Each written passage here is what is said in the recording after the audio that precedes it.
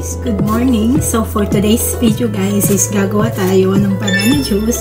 Kasi kahapon guys, nung nag-grocery ang aking asawa, bumili siya ng banana na hindi maganda yung quality niya. No? Mga ilang days lang masisira na naman yung banana. So mag-change siya ng color. So today is gagawa tayo ng banana juice, which is lalagyan ko siya ng Yakult. Bumili yung asawa ko ng Yakult kasi napapansin niya kasi guys yung mga iniinom ko, kinakain ko lagi, at ito, bumili siya. So ilalagay natin siya dito at lalagyan natin siya ng milk.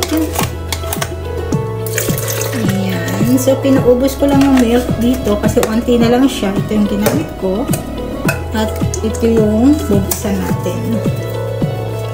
Ito lang yung umagahan ko guys ngayon, banana juice. So, yan. So, huwag natin masyadong ramihan, guys. Lagyan lang natin.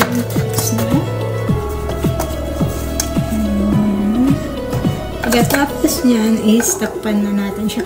Or maybe I will put some little bit of honey. Lalagyan ako ng honey, guys.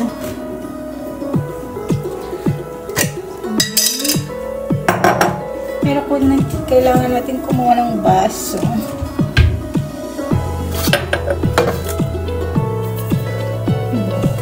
kailangan natin ng baso. Yan, lagyan natin siya ng little bit of honey. Lalagyan ko pa siya ng milk guys, kasi parang konti yung milk.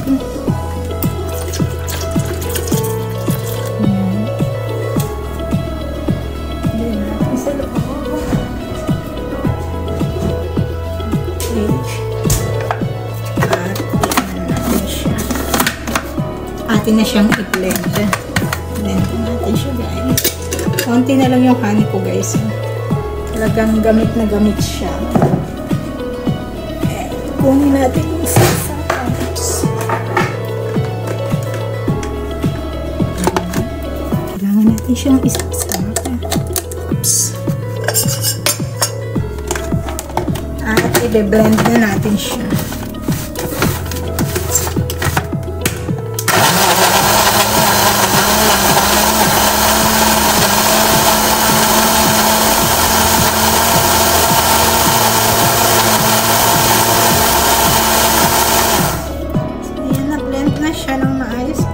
Kasi hindi naman siya mahirap i-blend.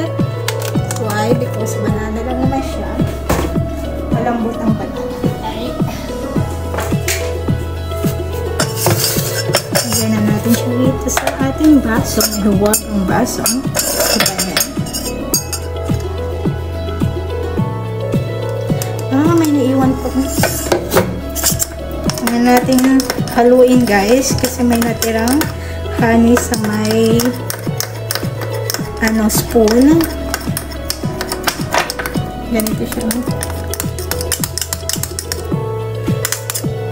Ayan.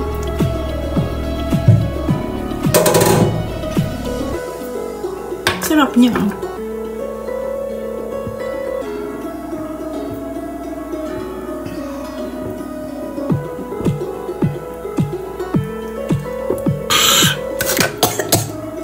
Kailangan natin busin guys.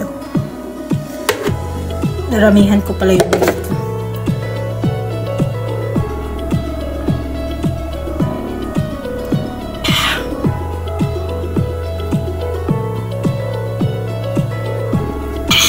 Ayan, inumin na natin lahat.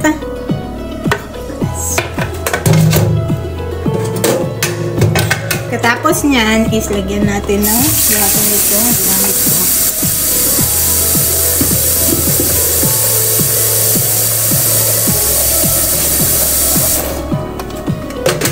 So, ayan guys, inom tayo ng banana juice.